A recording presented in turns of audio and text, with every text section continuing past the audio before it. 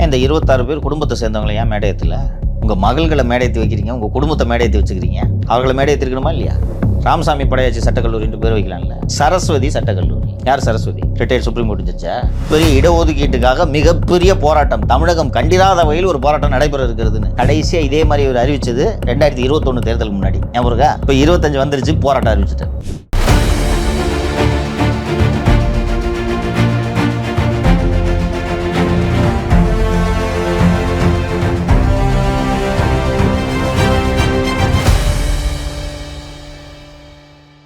அந்த மாதிரி வந்து தமிழ்நாட்டில் நடக்கிற வந்து சில முக்கியமான ஈவெண்ட்டுகளில் வந்து சித்திரை முழுநிலவு மாநாடு வந்து மிகவும் பிரசித்தம். பாமக சார்பாக வந்து தேர்தலுக்கு முன்பாக இருக்கிற ஆண்டில் வந்து சிரிக்கிறீங்க, அப்படிதான் அவங்க நடத்துகிறாங்க. அது நடப்பது வழக்கம். இந்த ஆண்டும் வந்து ஞாயிற்றுக்கிழமை நடந்தது. மிக பரபரப்பாக நான் வந்து லைவாகவே பார்த்தேன். சில விஷயங்களில் கூட்டணி பற்றி அறிவிப்பாங்க அப்படின்னு நினச்சேன். ஐயா டாக்டர் ராமதாஸ் ஐயா வந்து எதையுமே அறிவிக்கலை. எம்எல்ஏவெல்லாம் கடலில் தூக்கி போட்டுரும் அப்படின்லாம் மிரட்டினார். அதுதான் பார்த்தேன். அந்த மாதிரி வந்து கட்சியில் வந்து எனக்கு நான் தான் கட்சி, எனக்கு எதிராக யாரும் செயல்பட முடியாது கட்சியில் அப்படின்னு சொல்லிட்டு ஒரு திட்டவட்டமாக சொல்லியிருக்காரு. அன்புமணி ராமதாஸ் ஒருவேளை அடங்கிட்டோரோ ராமதாஸ் அவர்களுக்கு அப்படின்னு நினைக்க தோணுது அவருடைய பேச்சுக்கள்லாம்.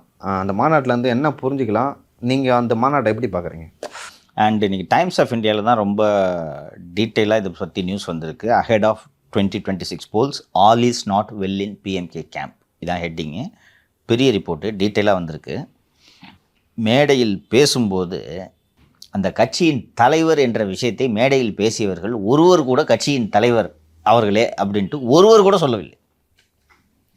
ஏனென்றால் இன்று வரை அந்த கட்சிக்கு தலைவர் பெரிய ராமதாஸா சின்ன ராமதாஸா என்ற குழப்பம் அவர்கள் அத்தனை பேர் இடையிலும் நீடிக்கிறது.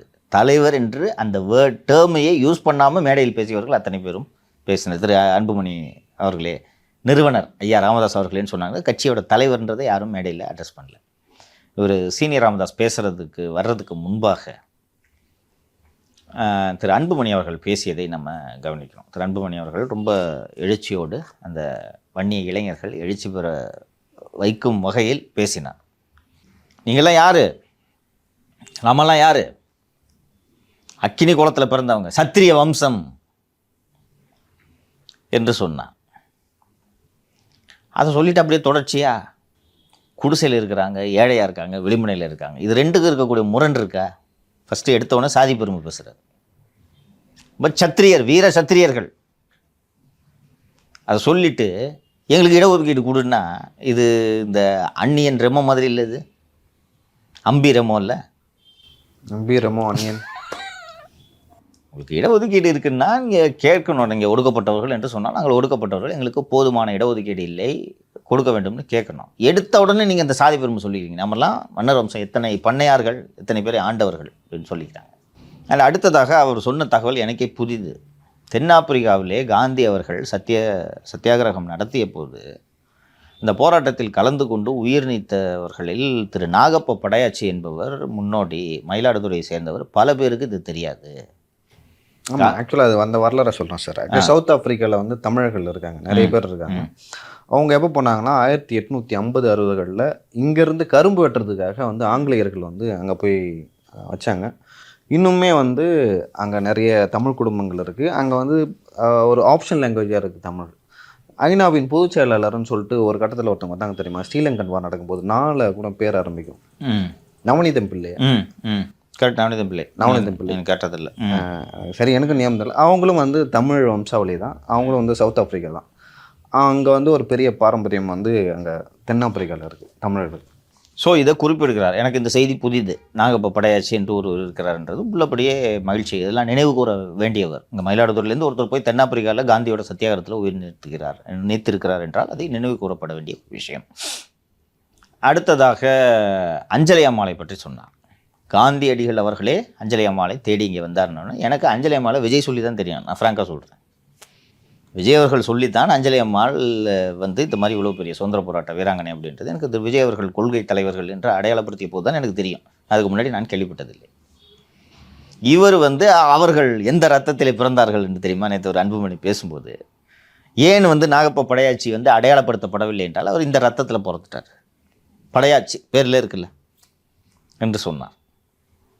அடுத்ததாக இந்த எம்பிசி என்ற அந்த மிகவும் பிற்படுத்தப்பட்டவர்கள் என்ற அந்த இடஒதுக்கீடு கிடைப்பதற்கு 26 தியாகிகள் உயிர் நீத்திருக்கின்றனர் என்று சொன்னார். அண்டு விகடன் எல்லோருக்குமான தலைவர் அம்பேத்கர் என்று விகடன் வெளியீட்டு விழா, அந்த நூல் வெளியீட்டு விழா பார்த்தோம் நம்ம எல்லாரும். அது அம்பேத்கருக்கான நூல் வெளியீட்டு விழா இல்லையா? அந்த நூல் வெளியீட்டு விழாவில் வேங்கவேல் மற்றும் சாதிய கொடுமைகளுக்கு ஆளானவர்களை மேடையேற்றி கௌரவித்தார்கள், நினைவிருக்கு? இருக்கு வேங்கவேல். ஆமாம், அந்த நாங்குநேரியில் ஒரு பையன், ஸ்கூல் பையன். அதுக்கப்புறம் ஏன் இந்த 26 பேர் குடும்பத்தை சேர்ந்தவங்களை ஏன் மேடையத்தில்? உங்கள் மகள்களை மேடையேற்றி வைக்கிறீங்க, உங்கள் குடும்பத்தை மேடையேற்றி வச்சுக்கிறீங்க, அவர்களை மேடையேற்றிருக்கணுமா இல்லையா? சரி, வன்னியர் அறக்கட்டளை என்ற ஒரு அறக்கட்டளை இருக்கிறது தெரியுமா? மிக பெரிய அளவில் தமிழ்நாட்டில் இருக்கிற ஒரு சொத்துக்கள் இருக்கிற ஒரு அறக்கட்டளைலாம் வன்னியர் அறக்கட்டளை தான். அண்டு இந்த மாதிரி வன்னியர்களுக்கென்று கல்வி நிறுவனங்கள் வேண்டும் என்பதற்காக ராமதாஸ் அவர்கள் 80களின் தொடக்கத்தில் போய் தமிழகம் முழுக்க போய் அவரே முன்னின்று அதையெல்லாம் நடத்தினார். ஆனால் அவரை தவிர்த்து ஏராளமானோர் இந்த சமூகம் முன்னேற வேண்டும் என்பதற்காக உதவி செய்திருக்கிறார்கள். அத்தகைய வன்னியர் அறக்கட்டளை ராமதாஸ் அறக்கட்டளைன்னு பேர் மாற்றிக்கிட்டீங்க, நாகப்ப படையாச்சி அறக்கட்டளைன்னு பேர் வைக்க வேண்டியது தானே? அதுக்கு ஆக்சுவலாக வந்து ஒரு வழிவகுத்து தான் அதிமுக தான். இப்போ அதிமுக கூட்டம் இருந்தார் அவர். ஒரு அறக்கட்டளையாக இருக்கிறது வந்து பேர் மாற்றதுக்கு ஹெல்ப் பண்ணது அதிமுக வந்து. ஏன்னா கூட்டம் இருந்தாங்க, எது சொன்னால் செஞ்சு தான் கொடுத்தாகணும்னு சொல்லிட்டு ஒரு விதி, அதனால் அதை செஞ்சு கொடுத்துட்டாங்க அதிமுக. அஞ்சலி அம்மாள் அறக்கட்டளைன்னு மாற்ற வேண்டியது தானே பேர்? எஸ்எஸ் ராமசாமி படையாச்சின்னு வைக்கலாம். வைங்க, 26 பேரில் ஒருத்தரோட பேரை வைங்க. சரி, ரைட்டு. அண்ட் அந்த அறக்கட்டளை சார்பாக அந்த சமூகத்திலிருந்து நிறைய பேர் வழக்கறிஞர்களாகவும் நீதிபதிகளாகவும் வர வேண்டும் என்பது ஐயாவோட விருப்பம். அது நியாயமான கோரிக்கை. எல்லாரும் படித்து அந்த சமூகம் முன்னேற நினைக்கிறது மிக மிக நியாயமான கோரிக்கை. அதற்கென்று ஒரு சட்டக்கல்லூரி கட்டப்படுகிறது. அஞ்சலி அம்மாள் சட்டக்கல்லூரின்னு பேர் வைக்கலாம்ல? ராமசாமி படையாச்சி சட்டக்கல்லூரின்னு பேர் வைக்கலாம்ல? சரஸ்வதி சட்டக்கல்லூரி. யார் சரஸ்வதி? ரிட்டையர்ட் சுப்ரீம் கோர்ட் ஜட்ஜா? கல்வி சாமி. ஐயோ சாமி. சரஸ்வதி அம்மையார் அவர்கள் வந்து ராமதாஸ் அவருடைய மனைவியார். அம்மா பேர் வச்சுக்கிறீங்க? காலேஜ்னு சாமி பேர் படிப்புக்கே இருக்க சாமி பேர் வச்சுருக்காங்க போல இருக்குன்னு நினச்சேன். இதை அந்த சமூகத்தினர் புரிந்து கொள்ள வேண்டும் என்பதற்காக நான் அதை சொல்கிறேன். இது அந்த குடும்பத்தை இவங்க புரிஞ்சுக்கணும். 26 பேரை மேடை ஏற்றுனீங்களா? உங்கள் குடும்பம் இன்றைக்கி எப்படி இருக்குது? உங்களால் கேஸ் வாங்கின குடும்பம் எப்படி இருக்குது? எல்லாரும் படிங்கன்னு சொல்கிறாரு. அந்த இடஒதுக்கீடு போராட்டத்தில் ட்ரெயினில் கல்ல விட்டு ஞாபகம் இருக்கா? டிசம்பர் 1, 2020 10.5 இடஒதுக்கீடு தொடர்பாக ரயில்வே கேஸ்லாம் வாங்கினாங்கன்னா ஜென்மத்துக்கும் கவர்மெண்ட் வேலைக்கு போக முடியாது. இப்படி தான் தூண்டி விட்டுட்டு இவங்க குளிர்காயிருது. இதான் அவங்க வேலை. நேற்று மீட்டிங்கில் ஐயா பேசினார், ஞாபகம் இருக்கா? மிகப்பெரிய இடஒதுக்கீட்டுக்காக மிகப்பெரிய போராட்டம், தமிழகம் கண்டிராத வகையில் ஒரு போராட்டம் நடைபெற இருக்கிறதுன்னு கடைசியாக இதே மாதிரி ஒரு அறிவித்தது 2021 தேர்தலுக்கு முன்னாடி. ஞாபகம் இருக்கா? இப்போ 25 வந்துருச்சு, போராட்டம் அறிவிச்சிட்டார். நம்ம 2 பேரும் அதை பேசிக்கிறோம். ஐபிசிலையா? கரெக்டு, பேசியிருக்கோம். அந்த எலெக்ஷன் வந்துருச்சுன்னா மிகப்பெரிய போராட்டம் ஆரம்பிச்சிடுவார். உணர்ச்சிகளை தூண்டி விடுவது எளிதல்லவா? தூண்டி விட்டு இவங்களை ட்ரெயினில் கல் எடுத்து கொடுக்க அடிக்க வச்சு எல்லாத்தையும் கேஸ் ரயில்வே ஆக்டில் கேஸ் வாங்க வச்சுட்டாங்க. இவர் ராஜ்யசபா எம்பி ஆகிட்டார். அவள் தான். அண்டு இவர் லியோ குறிப்பிட்டது போல் இந்த மாநாடு நடத்தி ஸ்ட்ரென்த்தை காட்டுறது. அந்த மாநாட்டோட நோக்கம்னா என்னன்னு பார்த்தீங்கல்ல, இவ்வளோ கூட்டத்தை வச்சுருக்கோம். ஆனால் செம்ம கூட்டம் சார். அலைக்கடல் என திரண்டு வாரின்ற மாதிரி அப்படியே இருந்தது. அந்த கூட்டம் அப்படியே ஓட்ட கன்வெர்ட் ஆகுமா? கன்வெர்ட் ஆகலைன்றது அவரோட குற்றச்சாட்டு. அது ஆகாதுன்றது தான் உண்மை. ஏம்மா நம்ம இதை சொல்கிறோமே, அங்கே அவங்க பார்க்க மாட்டாங்களா? எங்களை போராட்டம் நடத்த சொல்கிறேன், நாங்கள் குடிசையில் இருக்கிறோன்னு சொல்கிறேன். ஆமாம், நாங்கள் குடிசையில் தான் இருக்கோம். நீங்கள் குடிசையில் இருக்கீங்க. பீச் பக்கத்தில் பெரிய வீடு. பொங்கு தமிழ் அறக்கட்டளை என்று தமிழ் வழியில் எல்லோரும் படிக்க வேண்டும்னு சொல்லிட்டு உங்கள் பிள்ளைங்க தமிழ் வழியில் படிக்குதா? அவங்களுக்கு தெரியாது. அப்போ உங்களுக்கு எதுக்கு ஓட்டு போடணும்? அப்போ எப்படி வராங்க மாநாட்டுக்கு மட்டும்? கூட்டத்துக்கு இன்றைக்கி வாங்கினா தண்ணி கிண்ணி போட்டு ஜாலியாக இருக்கலாம். ஒரு டூர் போகிற மாதிரி போகிறது இல்லையா? எதுக்கு அந்த பகுதியில் இருக்க ஒரு மது ஒழிப்பை எல்லாருக்கும் வலியுறுத்துவார். ஆனால் இந்த மாநாடு நடக்கும் போதெல்லாம் அந்த பகுதியில் இருக்க எல்லா மது கடைகளையும் எதுக்கு முத நாளே மூடுறாங்க? நடிகர்களின் பின்னால் போகாதீர்கள், என் பின்னால் வாருங்கள் என்று சொன்னார். கடைசியாக திரு லியோ அவர்கள் பேசியதுக்கு வருகிறேன். அவர் ஐயா சீனியர் பேசும்போது, நீ 4 செல்ஃபோன் வச்சுக்க, ரியல் எஸ்டேட்லாம் பண்ணிக்க, ஆனால் ஒழுங்காக வேலை செய்யணும். எந்த பதவின்னு பார்க்க மாட்டேன், யாராக இருந்தாலும் பார்க்க மாட்டேன், எம்எல்ஏலாம் பார்க்க மாட்டேன், தூக்கி கடலில் போடுவேன். யார் சொன்னார் சொல்லுங்க. அதான் பக்கத்தில் இருக்கவர் பார்த்து திலகவம்மா. அவங்க வந்து அன்புமணி ராமதாஸ் வந்து ஆதரவாளர், ஆமா. ஆதரவாளர். ம். அவங்களுக்கு மேடைக்கு கூட இடம் கொடுக்கல எம்எல்ஏ. அவங்க மற்றவங்களும் மேலே உட்காந்துருந்தாங்க. அவங்க எல்லாம் அவங்க இடம் கொடுக்கல, அவங்க கீழே தான் உட்காந்துட்டு இருந்தாங்க. ஓ, ஆத்தூர் தொகுதி MLA Thilagavarma, Sitting MLA. Sitting MLA. அவங்க வந்து இந்த மாதிரி நான் தான் தலைவர் அன்புமணிலாம் சொன்னோன்னே அவங்க தான் ஃபர்ஸ்ட் கண்டிச்சு அறிக்கை விட்டாங்க. ஆமாம், அதனால தான் கீழே அவர் அவங்கள தான் நோட்டு ஐயா வந்து சொன்னார் கடலை தூக்கி போட்டுருவோம் அப்படின்னு. ஸோ இது டைம்ஸ் ஆஃப் இந்தியாவில் ஆல் இஸ் நாட் வெல் என்று குறிப்பிட்டிருப்பது கட்சி சுமூகமாக இல்லை அப்படின்னு. அதில் கூட்டணி நான் தான் முடிவு பண்ணுவேன். திருப்பி திருப்பி சொன்னார் பார்த்தீங்களா, நான் சொல்கிறது தான் கூட்டணி. நீங்கள் இந்த கட்சிக்குள்ளேயே கூட்டணி வைக்காதீங்கன்னு பையனை தான் சொல்கிறாரு. இங்கே ஒரு கூட்டணி, அங்கே ஒரு கூட்டணின்னு எல்லாம் வைக்காதீங்க, நான் தான் கூட்டணியை முடிவு பண்ணுவேன், நான் சொல்கிறது நீங்கள் கேட்கணும், யாராக இருந்தாலும் சரி பதவியை தூக்கி போட்டுருவேன் என்று சொன்னார். ஒரு ஒரு ஒரு நிகழ்ச்சியை நடத்தி முடிச்சிட்டாங்க. இப்போது அடுத்தது ஏலம் ஆரம்பம். ஒரு தரம் 2 தரம்னு இப்போதைக்கு ஆப்ஷன் ஓப்பனாக இருக்குது. விஜய் எங்கிட்ட வந்துட்டார்னா டோர் க்ளோஸ்டு, ஒரு டோர் க்ளோஸ்டு, ஒரே டோர் தான். ஸோ இப்போதைக்கு ஆப்ஷன் இருக்குது.